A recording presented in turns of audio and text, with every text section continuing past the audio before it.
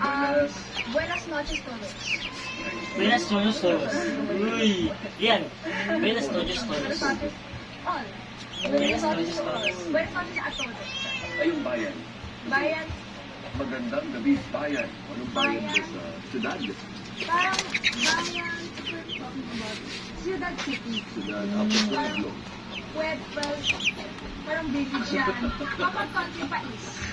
First time ba yung Miss Pano Americana? Buenas pais. First time na nanalo kami. No, no, first time yung ganun pa.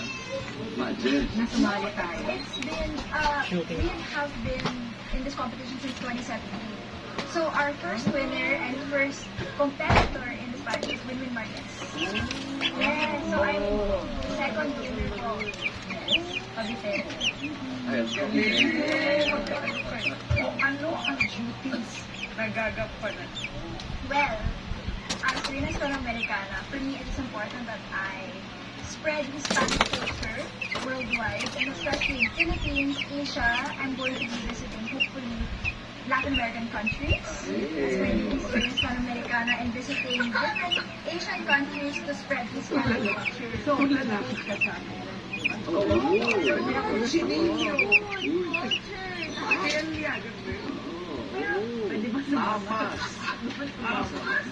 Kailangan Ayun. Sana may dala. O may homecoming parade ka na. Yes po, so I have mga kapamilya, abangan nyo ang aking homecoming parade sa March 2, Sunday, sa SM Mall of Asia Grounds. Oo. Ito ang paraan ng aking pasasalamat sa inyong mainit na pagsuporta. Mag-artista ka rin. Yes, singer sana. Singer ako, for example. Sino ni JK na gano'n?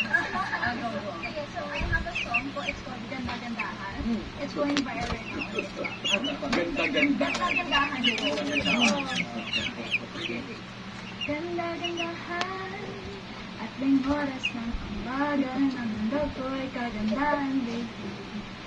Ganda-gandahan at kung kailangan ng magbayad ang mahala.